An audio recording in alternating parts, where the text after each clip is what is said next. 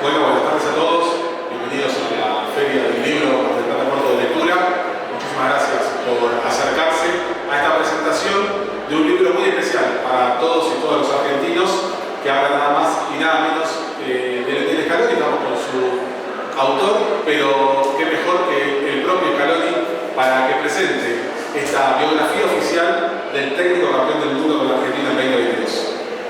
Hola, ¿cómo están? Bueno, quiero contarles que ya salió mi libro de mi vida y mi recorrido en el fútbol. Lo escribió Diego Boriski y es una historia simple, sincera y real. Están contadas en 100 historias, algunas las conocen, otras no. Desde mi infancia en Pujato hasta toda mi carrera como jugador y este presente en la selección argentina. No es un libro para hablar de mí, sino para compartir lo que viví y repasar todo lo que nos trajo hasta acá. Ojalá les guste y gracias por acompañarme siempre. Muy bien, ahí estaba la palabra entonces de Lionel Scaloni y ahora sí lo recibimos con un fuerte aplauso al señor Diego Boriski, que es nacido en Buenos Aires en 1967, licenciado en Ciencias Biológicas y periodista deportivo, recibido en Deportea, dio clases de taller gráfico en Deportea durante 20 años, trabajó en la revista El Gráfico entre 1992 y 2018, además de colaborar en diferentes medios escritos y audiovisuales del país y del exterior. Realizaba las entrevistas de las 100 preguntas en El Gráfico y luego del cierre en la revista de La Nación. Actualmente es comentarista en la radio Cadena 3, escribió 13 libros, entre los que se encuentran las biografías autorizadas de Matías Almeida, 3 de Marcelo Gallardo, la de Andrés Alessandro, una trilogía sobre Ángela Bruna y también se dio también el gusto de pasar por la música con el querido Donald, uno de los músicos más emblemáticos que tiene también la música argentina. Así que en el día de hoy vamos a hablar específicamente de este libro, de su último lanzamiento, que es la biografía de Lionel Scaloni. Y Diego, bueno, ahí me voy a agarrar un poco de este videíto que es muy corto, pero que dice mucho de Lionel Scaloni, ¿no? Lo primero que lo define es como un libro simple, que no me parece. Y segundo, habla de que es un libro que no para hablar de él. Me parece que esas dos frasecitas, esos dos ítems a los que hace alusión el técnico, reflejan un poco lo que pasa en estas más de 580 páginas. ¿Qué tal? Buenas tardes y 544, que ya son un montón. Gracias por la invitación, esta hermosa Mar del Plata, unos días espectaculares. Me voy y vuelve la lluvia, así que bueno, problema de ustedes. La verdad que sí, yo los otros libros que hice con Almeida y con Gallardo, con la Bruna no podía porque estaba complicado traerlo de allá arriba, hice las presentaciones con ellos, ¿no? Y con Lionel también la íbamos a hacer, y un mes antes el representante me dice, no quiere saber nada, y tiene que ver con ese perfil súper tímido, bajo, de no creérsela. Y bueno, finalmente hizo este videíto mostrando el libro, diciendo que lo había escrito yo, subiéndolo a su cuenta de Instagram durante 24 horas.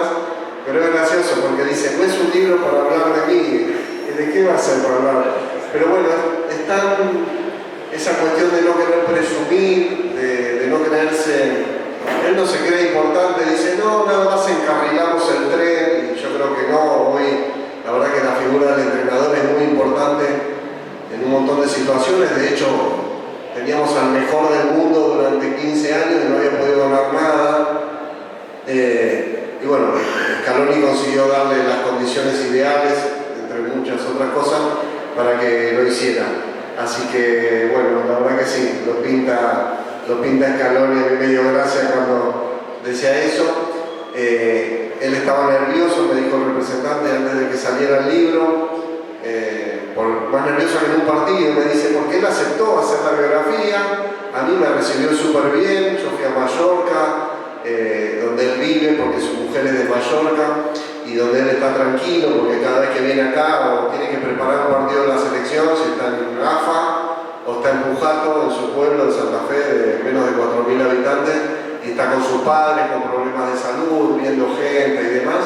Entonces Mallorca está tranquilo, me recibió, me atendió súper bien, me llevó de acá para allá. Pero bueno, se ve que en el momento que iba a salir el libro le agarró un poquito de nerviosismo. Entonces yo le mandé un mensaje y antes que salga el libro, que salió el 17 de septiembre, también una fecha rarísima, porque los libros salen siempre al principio de mes, y justo en septiembre jugaba Argentina por el eliminatorio en los dos últimos partidos, creo que era el 4 y el 9, y él no quería que hubiera interferencia con el equipo, no quería que la gente hablara de cosas de él cuando estaba por jugar la selección, que ya estaba clasificada hace no sé cuánto tiempo, pero igual. Y entonces le mandé un mensaje y le digo, bueno, Leo, gracias por el video, está muy bueno. Tomá este libro como un regalo para los millones de argentinos que te quieren mucho y que quieren saber más de vos y quieren conocerte y cómo sos y cómo lograste lo que lograste. Y nada, bueno, me dijo, bueno, ya estamos en el baile, cortito, siempre mensajes cortos, ¿viste? Pero bueno, es así. Bueno, me imagino que los nervios también deben ser porque es algo que no podía controlar el libro, porque es una persona que está siempre en los detalles, en todo, pero vos también estuviste en los detalles. En el libro contanos un poco de cómo lo fuiste armando, cómo lo fuiste llevando adelante. Decías 540 y pico de páginas, más de 40 entrevistados, muchas horas de grabación, de desgrabación, de armado después, porque el libro tiene también un formato de 100 historias, como decía Lionel Scaloni. Contanos un poco acerca de cómo se fue gestando esa estructura y después cómo fue terminar a armar estas 100 historias que también te identifican a vos como escritor, por esto que hablábamos del gráfico de la versión de las 100 preguntas, que como escritor y como periodista gráfico es una firma tuya. Sí, igual controló, porque tanto la foto de tapa que la otra, tuvo que definir él, el contenido se lo tuve que pasar todo, porque al ser una biografía oficial me devolvió con algunas correcciones, no muchas, así que en parte sí. Pero bueno, la verdad que a mí siempre me gusta hacer los libros con los protagonistas, en lo posible. Insisto, el de la Bruna no lo podía hacer, entonces no me quedó otra que entrevistar a gente que lo conoció, y también me gusta entrevistar a personas cercanas para que me den su mirada, ¿no? Y bueno, después de que ganó la Copa América del 2021, que fue el primer título de la selección mayor después de 28 años, el último había sido en la Copa América del 93, rompió ese maleficio. Ya ahí empecé a hablar con el representante para darle la chance de hacer el libro. Después del Mundial de Qatar, obviamente, cada vez más fichas. Bueno, estaba ahí que sí, que no, y en octubre del 2023 me dice, bueno, dale, vamos a hacerlo. Yo todavía no había hablado con Scaloni, lo conocía simplemente de una vez, lo había entrevistado por teléfono para el gráfico cuando salió campeón con el Deportivo La Coruña de la Liga de España, que fue la única liga que ganó el Deportivo La Coruña en la historia, la única liga de un equipo gallego en la historia de la Liga Española, en el año 2000, pero nada más que eso. Entonces me manejaba con el representante. Bueno, en octubre del 2023, casi un año después del título en Qatar, nos juntamos en la editorial, en Penguin Random House. Bueno, charlamos, bueno, Diego puede viajar a Mallorca para entrevistar a Scaloni, sí, bueno. Esto fue en octubre del 23. En noviembre se juegan los últimos dos partidos de eliminatoria de ese año, y después de ganar 1-0 a Brasil con el gol de Otamendi, que fue la primera vez que Brasil perdió un partido por eliminatorias en su país, le dice, la última pregunta, le dice, bueno, Leo, a fin de año, ¿qué balance hacer? Bueno, la verdad que no sé si voy a seguir en la selección, más o menos, dijo eso.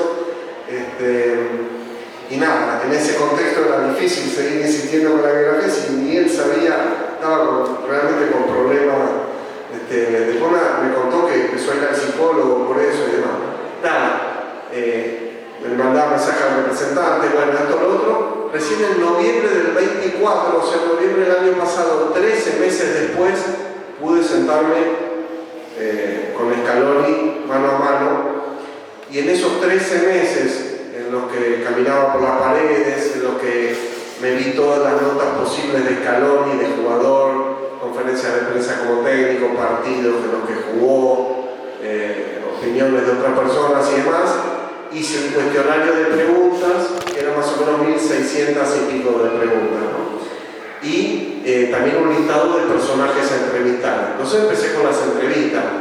Como todavía no había hablado con Scaloni, tampoco tenía la certeza de que iba a contar con él. O sea, el representante me decía que sí, pero yo no lo veía a Scaloni. Entonces, también cuando iba entrevistando a los ex compañeros, ex entrenadores, José Peckerman fue uno de los primeros,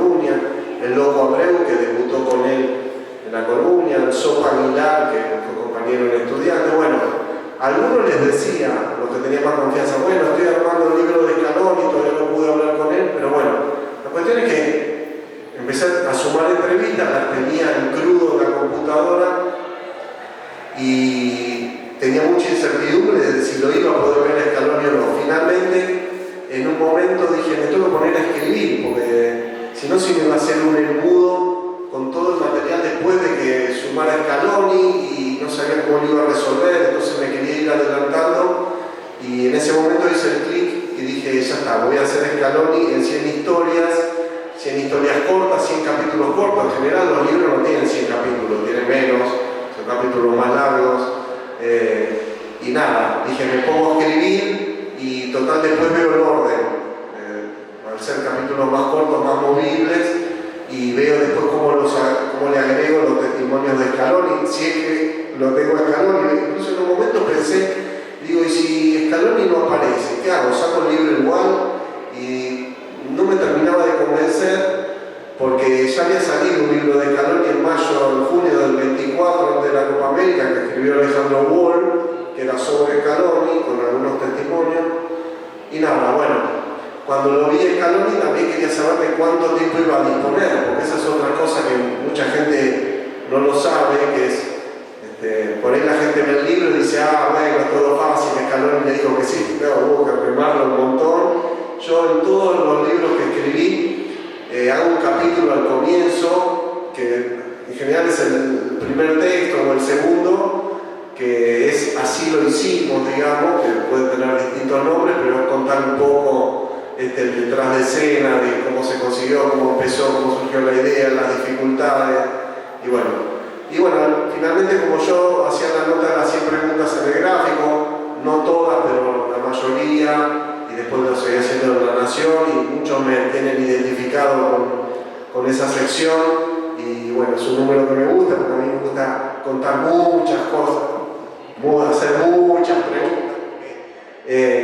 Parece fácil, o parece un número 100, que después cuando llegas a la realidad, que le estás haciendo una entrevista a un tipo y vas por la pregunta 60, si faltan 40 todavía. Yo cuando las desgrababa, iba por la pregunta 35 y decía, no, todavía me faltan 65.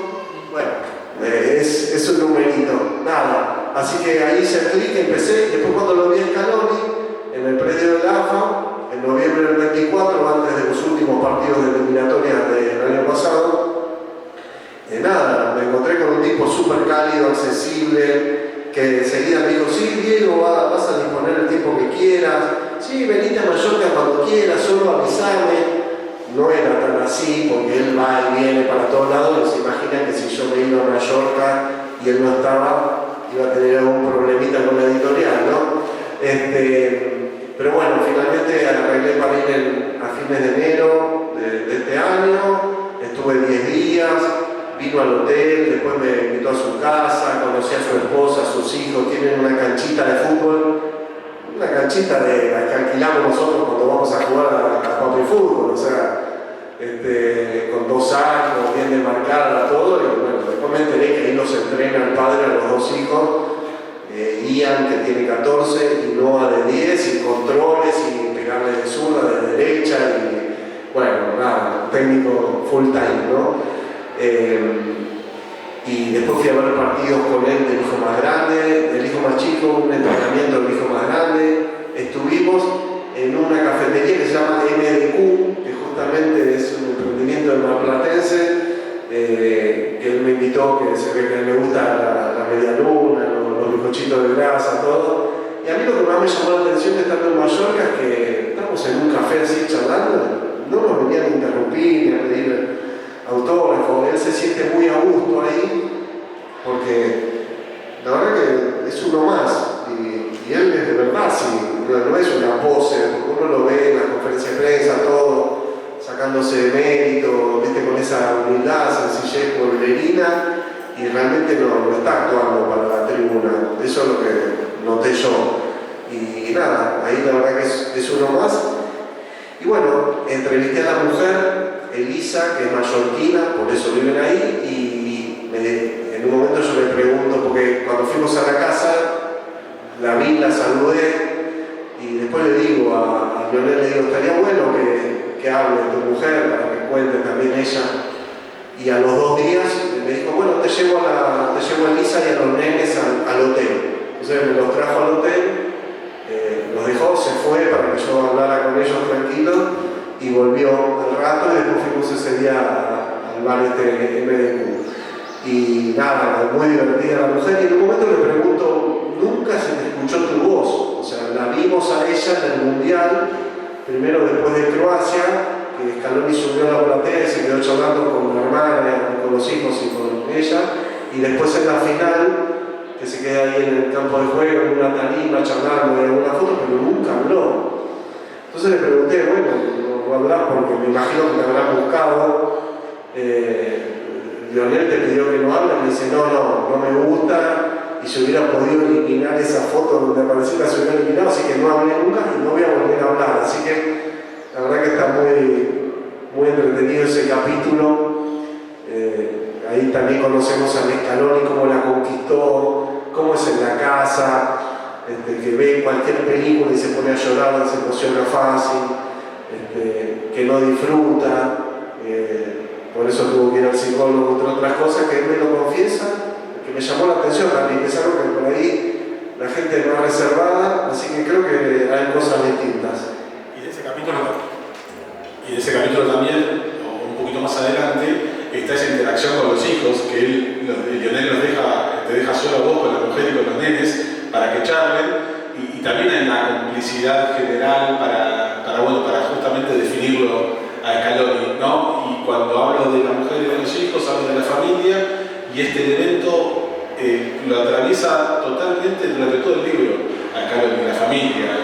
Me parece que es el pilar fundamental. Y en un momento hay una frase que yo me la anoté porque me pareció genial, que la dice Giglioli, el periodista de LT3, que Lionel Scaloni fue un producto preparado por todo el entorno familiar para ser lo que es. ¿Es esa la definición de Scaloni? Sí, los padres, sobre todo el padre Ángel Chiche Scaloni, que es clave para que tengamos la tercera estrella bordada, ahora le voy a explicar por qué. Pero bueno, Claudio Giglioli, que ahora es compañero mío en Cadena 3, Rosalino, bueno, en realidad se crió en Rosario, nació en la provincia de Buenos Aires, en Colón, y le hizo la primera nota, cuando él cubría las inferiores de Newell's, y Grifa se lo marcó, y cuando le dice hacer la nota, aparece el padre y le dice, no, vengan el fin de semana a nuestra casa, y le hacen la nota a los dos. O sea, el padre también quería meterlo a Mauro, que es 2 años mayor y que evidentemente no tenía las condiciones como Lionel, y los metió en todos lados, los metió en Newell's, después en Estudiantes, después los venden a La Coruña, los venden a Lionel, y Lucho Malvares, que el ex defensor uruguayo de Estudiantes, entre otros, hizo el intermediario, estaba todo arreglado, y el padre le dice, no, ¿va Mauro también o no se hace? Entonces, bueno, Claudio me dice como que los padres, el padre sobre todo, quería todo el tiempo meterlos en el fútbol y fueron detrás de ese objetivo. Y bueno, Mauro llegó hasta jugar en el segundo equipo de La Coruña, el Fabril, que era el equipo filial, y después de que se terminó La Coruña ya se vino a trabajar al campo, a ayudar al padre. Y lo de la estrella, la importancia del padre de Lionel Scaloni, de Ángel Scaloni, Chiche Scaloni, el gringo, el auténtico gringo, porque todos le dicen el gringo a él y quedó, el Chiquitapia le dice a Lionel el gringo, pero el verdadero gringo es el padre, que los dos tuvieron ACV, un accidente cerebrovascular. La madre tuvo 10 días antes de la Copa América de Brasil del 21 y el padre 30 días después, o sea, fue terrible. Yo estuve en Pujato, los dos están en silla de ruedas, el padre no habla, pero gesticula y entiende, y con Mauro me ayudó a responder las preguntas, y la madre sí habla y por ahí está un poco más perdida, pero Ángel está, bueno, ellos son de Pujato.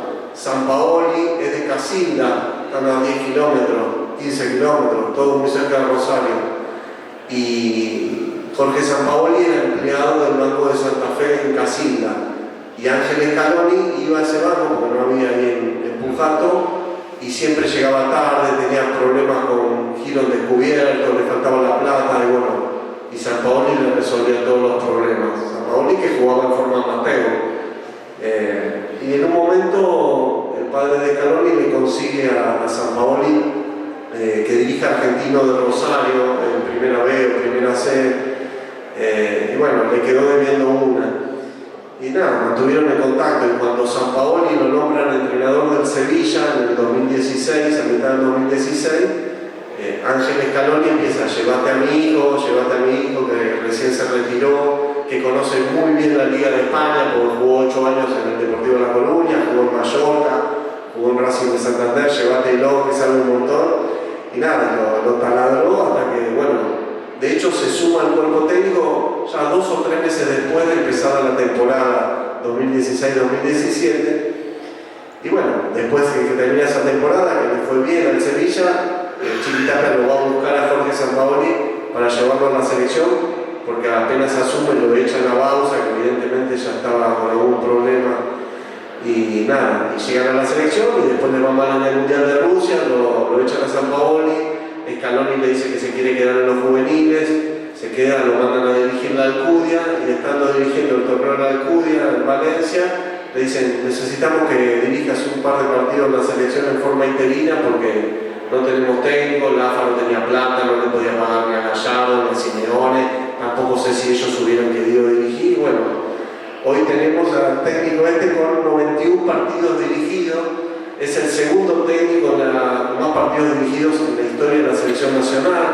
El primero es Guillermo Stabile, que la dirigió 124 partidos, 20 años la dirigió, y este que entró como interino en punta de pie, el técnico menos pensado, ya está segundo en la historia, pasó a todos los demás.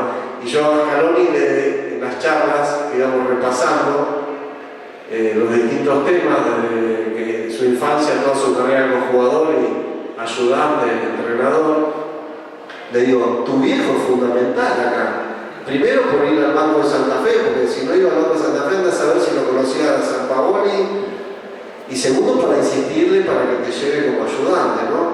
Porque obviamente Chiquitapia, el presidente, que para mí todo el tema campeonatos, arbitraje es un desastre, es un espanto, pero todo lo de selección es impecable, desde empezar con Aymar y Placente en las juveniles hasta esto.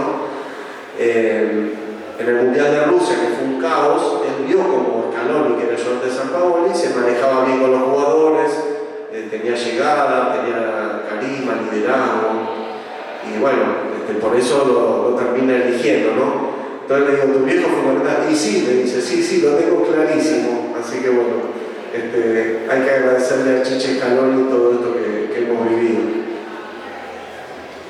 Bueno, pero eso también habla de algo que también transcurre durante el libro, que siempre se lo cataloga a Scaloni o se le pone el adjetivo de iluminado, de que es una persona que un poquito de suerte, un poquito de estar donde tenía que estar, pero además obviamente de sus condiciones y de su temperamento, y ir siempre para adelante, porque el libro habla desde sus comienzos, de Scaloni, no del Scaloni que conocemos ahora, sino del Scaloni muy chiquito, que ya preguntaba sobre táctica, que ya se quería interiorizar sobre un montón de cuestiones, y eso también es lo interesante y lo que lo humaniza más de lo que lo conocemos, porque lo hemos visto llorar, lo hemos visto reír, lo hemos visto muy serio, pero muy cercano, pero también todo este espacio de su juventud, de su niñez, es fundamental para después llegar a lo que es hoy.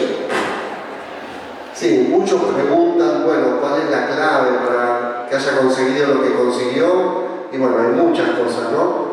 Pero esto que de chiquito ya tenía la cabeza del técnico, hay unas anécdotas de cuando él estaba en Matienzo, el equipo de Pujato, que el padre estaba como en la comisión ahí buscando jugadores con el técnico de Scaloni, y un día les dice: van a ver un jugador a un pueblo cercano, y Scaloni le dice: che, mirá, el 7, no sé, tenía 9 años, 10 años. Todos los amigos, compañeros te dicen que era un tipo que siempre estaba levantando el grupo, que quería que estén todos contentos, que transmitía energía positiva. Peckerman me cuenta después de tenerlo en el Mundial Sub-20, bueno, Tocali, que era el ayudante de Peckerman, me dice que todo el tiempo preguntaba cosas cuando lo ponían, por qué, si el lateral derecho cubría, por qué este no. Y Peckerman me cuenta, que me sorprendió así puntualmente, hay un partido que juega contra la selección de Cataluña. Scaloni jugó 8 partidos en la selección mayor, uno en un mundial. Ganó 7 y empató 1, o sea, había señales positivas. Y metió un gol, pero el gol que metió no vale, no está en los registros oficiales, justamente porque fue a la selección de Cataluña, que como no es considerado selección nacional, no está afiliado a FIFA como selección, después no se consideró el gol, pero yo lo vi, el gol de verdad, pateó contra un palo. Y para ese partido que se jugó en diciembre del 2004, entre las fiestas, entre Navidad y Año Nuevo, Peckerman me dijo, yo no quería llamar a jugadores de los habituales titulares, porque en esa fecha los jugadores se van para sus ciudades, vienen para Argentina, están con la familia, entonces llamó a segundas líneas, ¿no? Jugadores que querían pelear por un lugar. Y nada, plantea la primera práctica y se le acerca a Scaloni. Me dice, José, me dice, nosotros jugamos con el clásico 4-3-1-2 con un enganche de 2 delanteros. Y viene y me dice, José, mire que acá se está usando mucho el 4-2-3-1, entonces con el extremo y el lateral nos pueden hacer el 2-1 en la media cancha, estaría bueno. Y la verdad me dice, me sorprendió y tampoco es habitual que un jugador le plantee estas cosas a los técnicos, porque por ahí lo dicen, este es un buchón de...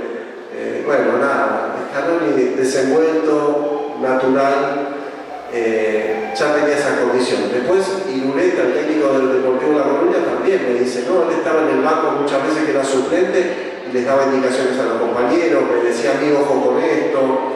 O sea que el tipo ya tenía esa mirada.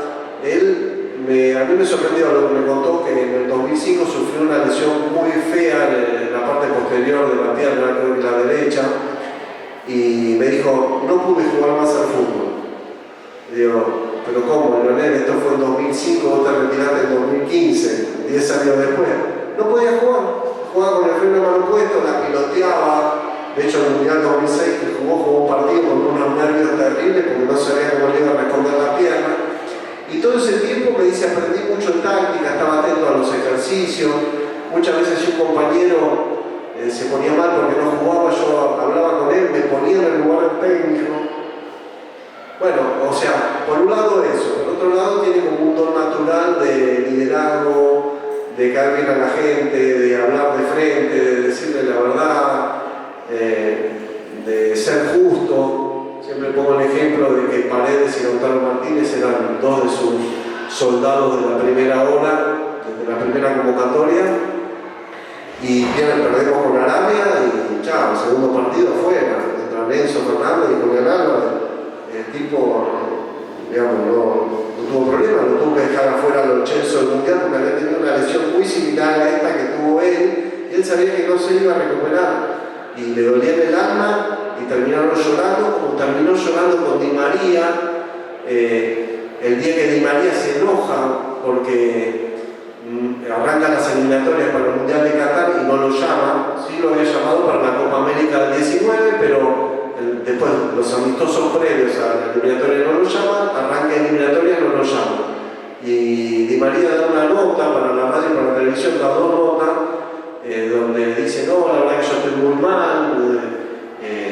yo me hago el valiente en mi casa, pero la verdad que no lo soporto, mis amigos me dicen, boludo, quédate acá tomando café en la Torre Eiffel, ¿qué te vas a hacer amargar? Y no lo podía tolerar. No se enojó con Scaloni, no lo criticó a Scaloni, pero Di María venía de jugar la final de la Champions League 2 meses antes con el PSG. Y Scaloni me dice, no terminó de dar la nota que yo ya lo estaba llamando por teléfono y por videollamada para verle la cara. Y le digo, ¿qué le dijiste? Y lo primero que le dije, ¿quién te dijo que no te iba a llamar más a vos? Y nada, después terminamos llorando los dos. Scaloni, como ayudante de Sampaoli, había estado el día que nos eliminó Francia en el Mundial de Rusia, en octavos de final 4-3. Y como que Di María estaba como que no quería seguir en la selección, y fue el propio Scaloni el que le dijo, no, escúchame Ángel, vos tenés que seguir la selección, que sea el próximo técnico, el técnico que venga, el que te diga que no tenés que venir más. Y digo, bueno, eras vos el técnico.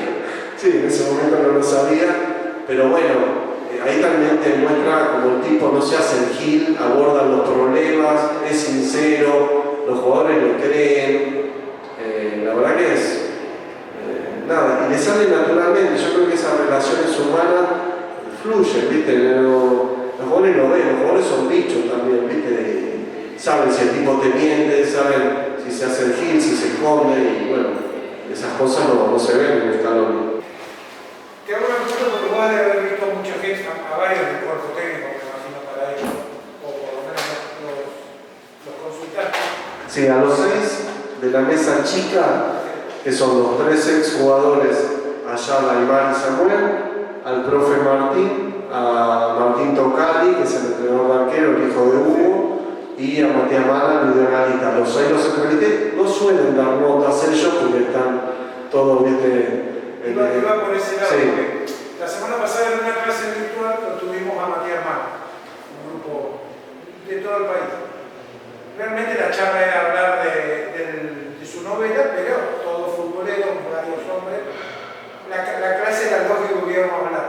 Y en un momento buscábamos una, bueno, más allá de felicitarlo, más allá de las copas, sino porque le dieron mucha seriedad a la selección. Le dijimos a él que lo que nos parecía desde afuera, obviamente nadie los conoce personalmente, es que es un cuerpo de gente normal, que puede tener muchísimas excepciones, pero para los del fútbol o de la vida diaria, ser normal es ser normal, si no tienen vuelta y pueden charlar con vos de igual, y me parece que es mucho más valedero eso. No sé si vos notaste, vos por lo que decís, sí, te contás cosas normales, de una persona normal. Sí, persona muy que no se la cree. Hay una conferencia de prensa cuando él viene para los festejos, el partido con Panamá y Curazao, en marzo del 2023, que los periodistas, yo no estaba, pero vi la conferencia de prensa, los periodistas le dicen al final, bueno, Leo, ¿y vos te levantás sintiéndote campeón del mundo todos los días? No, bueno, sí, estoy contento, pero ustedes no se sienten campeón del mundo. Sí, dicen todos los periodistas, claro. Y la verdad que él es así, él mira para adelante, te das cuenta que no se la cree. Y bueno, a Samuel fue el compañero de muy chiquito en las inferiores de Newell's, los dos son categoría 78. Con Pablo se hizo amigo en el Mundial Sub-20, con el Ratón Ayala fue compañero de la selección. Y son gente muy tranquila, así, desprovista de vedetismo. Obviamente dan pocas notas porque en el día de hoy, ¿viste? En estos tiempos, cualquier cosita se genera. Yo hablaba con la gente de la editorial también en estos días que tuve varias actividades y me contaron que Matías Mana sacó la novela, que yo la leí, y con la prensa, porque la gente de la editorial que maneja la prensa, era un lío, porque él dijo, no, que venga la gente de las secciones literarias, de cultura, no quería hablar de fútbol, de todo quería preguntarle cosas de cómo descubrieron cosas puntuales de fútbol, de los partidos, y cómo se vive, y cómo a los seis, además de contar su historia, de cómo lo conocieron a Scaloni y cómo llegaron a trabajar con él, también les pregunté cómo era como jefe, cómo interrelacionaba, si alguna vez se enojó. Y bueno, lo que hice, las 100 historias están contadas cronológicamente, porque tampoco me gusta complicar al lector, ¿viste? ¿Viste? Tenés que pensarlo, pero ¿viste? Marearlo. Pero sí, los 6 del cuerpo técnico están intercalados, ¿viste? Cada 15 capítulos, 12, hay uno del cuerpo técnico, y obviamente en ese capítulo se habla bastante del mundial, porque también pensaba en el lector y decir, no quería el lector que dijera, dale, flaco, dale,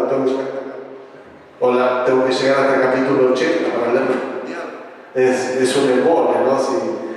Y la verdad que también en los capítulos de la vida de Scaloni como jugador, cuando él tuvo una lesión, bueno, sale el tema de cuando él tuvo que dar la lista y las lesiones, o sea, el mundial está todo el tiempo apareciendo eso me pareció importante también en el libro. Pero sí, son personajes que no se la creyeron. Y la verdad para mí fue un placer. Tampoco fue fácil que levanté el teléfono y me atendieron, también la tuve que remar.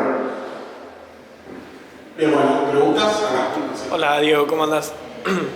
¿Cómo maneja Scaloni el tema de llegar a Argentina y tener una popularidad donde, por ejemplo, hace un año quiso ir con la familia al shopping y lo tuvieron que sacar la policía escoltado porque no podía salir de la cantidad de gente que había, en relación a la vida tranquila que vos mencionabas que tiene en España, donde puede ir a tomar un cafecito con vos, hablar sobre el libro y nadie los va a interrumpir? Bueno, vos fíjate la inocencia de Scaloni, ¿no? Llegó después de ser campeón del mundo, se fue con los padres, la mujer al shopping de Rosario como si fuera uno más, como si estuviera en Mallorca y de golpe era un quilombo de gente infernal. Pero también pasa que él le gusta, él el día del 18 de diciembre del año pasado, 2 años del Mundial, estaba pedaleando en la Sierra Cordobesa por Altagracia y paró en un boliche ahí de Camo, se sacó el casco y de golpe la gente dice, uy, Scaloni, ¿viste? Claro, pero en esos pueblos no se llena de gente y a él le gusta eso. Obviamente en Rosario, esas cosas, empujado anda tranquilo porque es el de siempre. Pero bueno, eso acá no lo puedo hacer, pero tampoco vive acá, no vive en Buenos Aires, en Rosario, tiene, creo que en Funes tiene una casa también.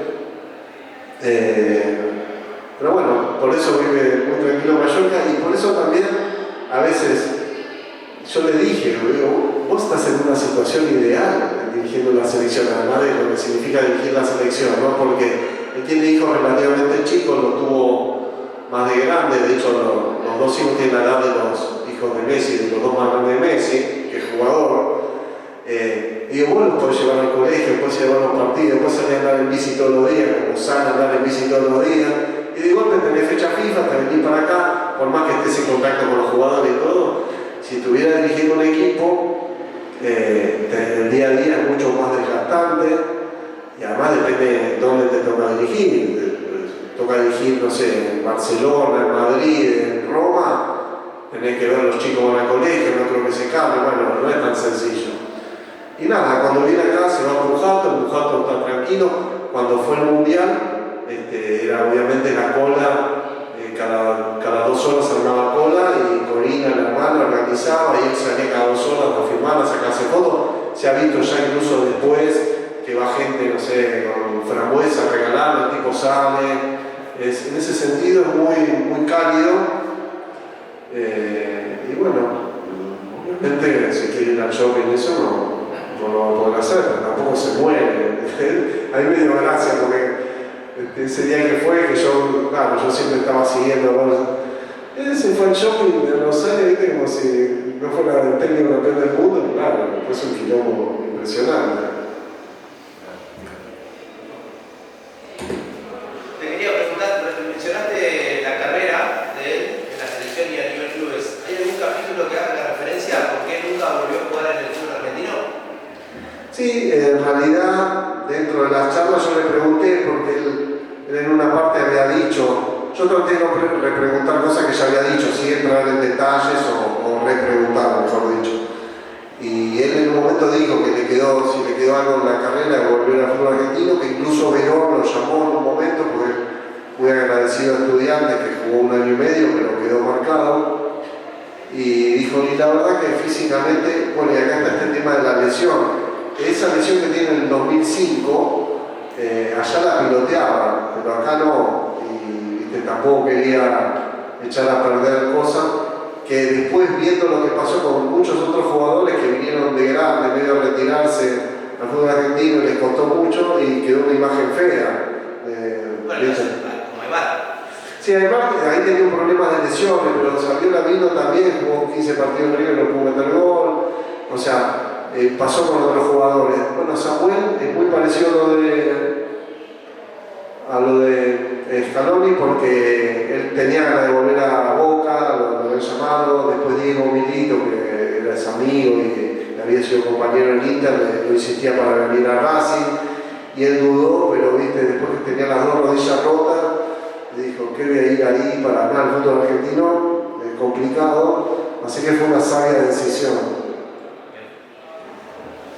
Ahora seguimos con la pregunta, para que no se pregunta, pero además de texto, de capítulos, hay un apartado de fotos. Y vos hablabas recién de que Scaloni obviamente leyó la biografía antes de ser publicada. ¿Cómo se trabajó también con la selección de esas imágenes que representan también muy bien cada uno de los capítulos, más allá que no son 100, pero sí que representan cada uno de esos momentos de su vida? Sí, a mí en los libros yo siempre considero que este tipo de libros son para leer, o sea, que la gente quiere leer la historia. Y pongo lo mínimo indispensable de fotos porque primero que el papel de la foto encarece el libro, son pliegos de 8 páginas, entonces por lo general trato de que sean 8 páginas. Y ahí trato de poner fotos representativas, le pido a él, es como un acompañamiento.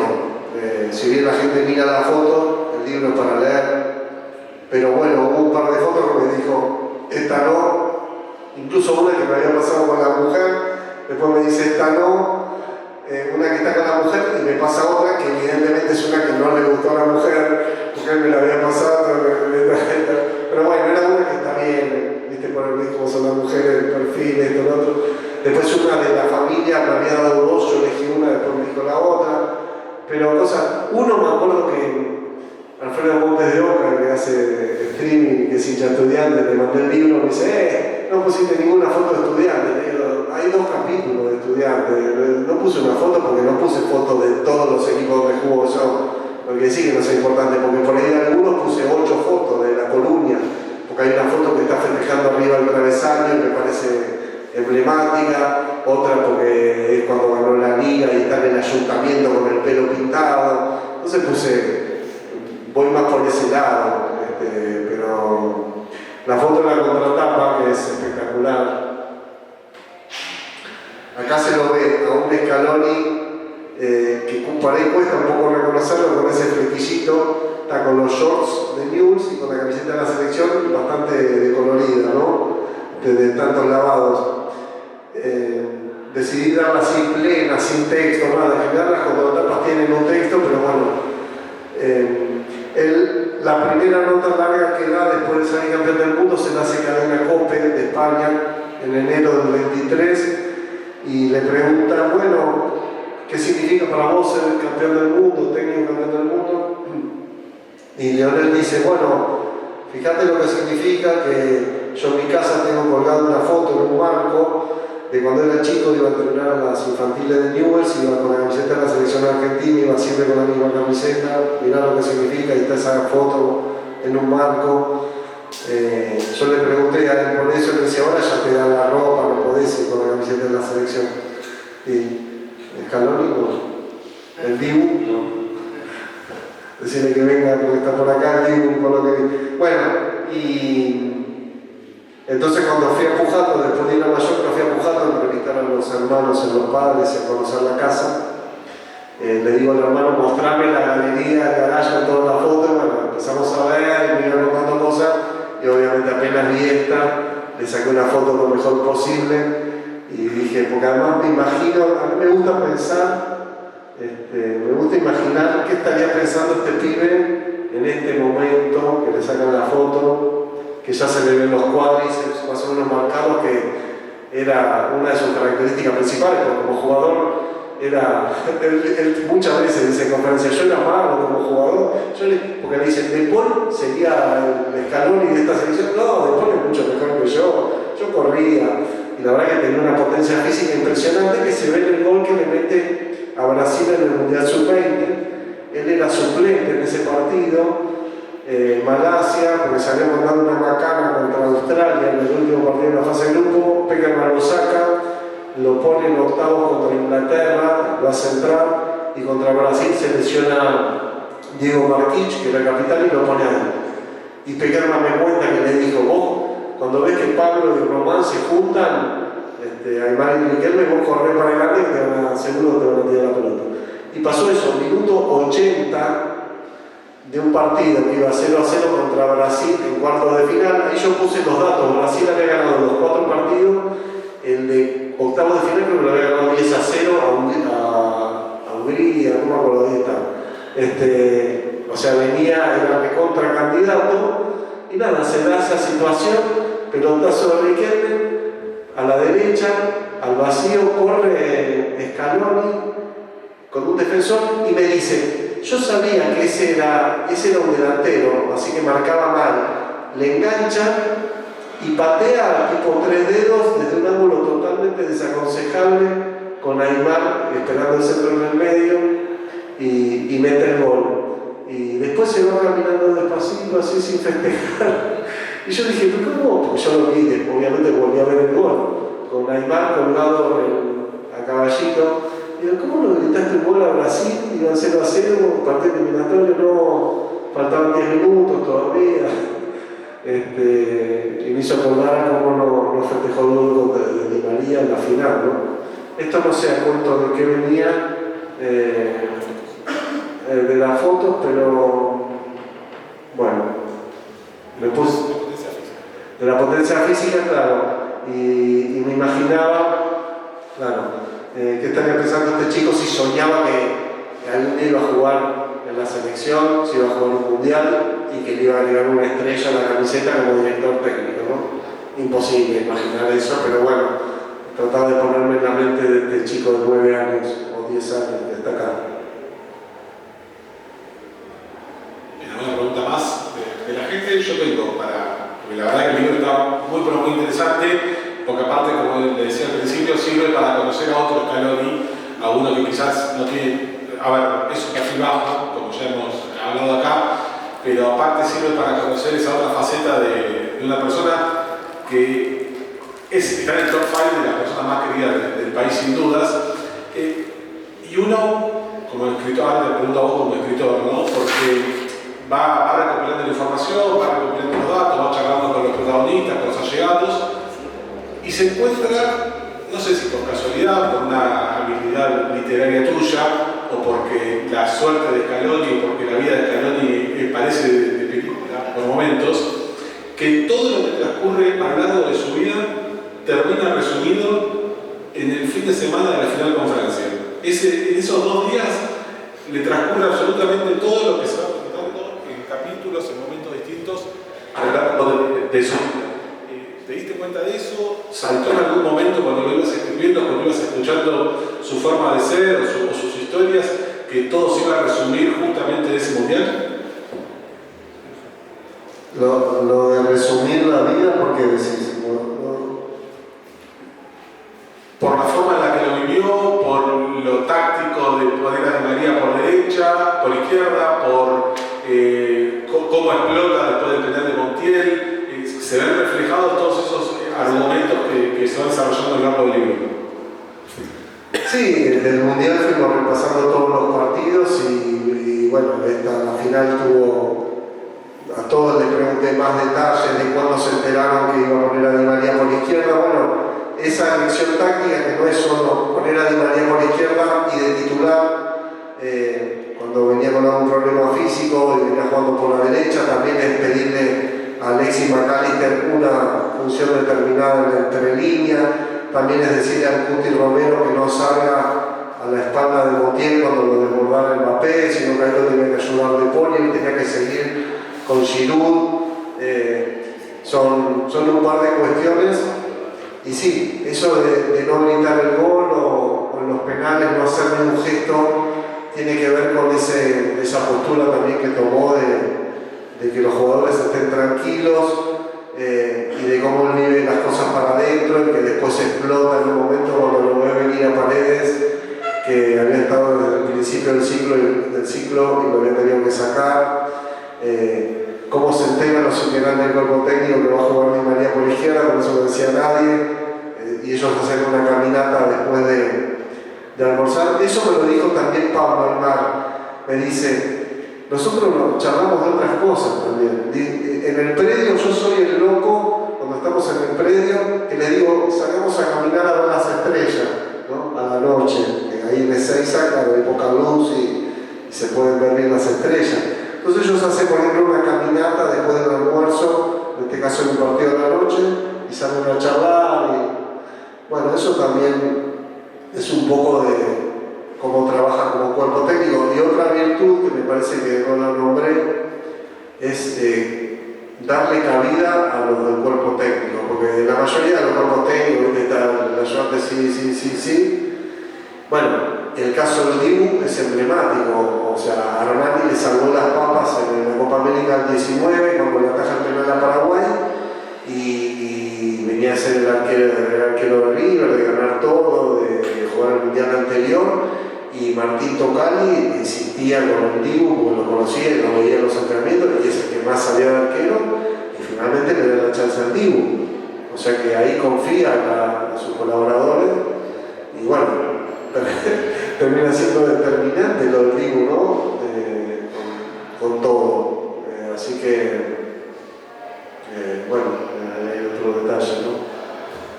Bueno, hay una manera de cerrar, ¿no? Con el Diego Martínez en Mar del Plata, hablando con Diego Borinsky, autor de la biografía oficial de Lionel Scaloni. Diego, muchísimas gracias por esta visita.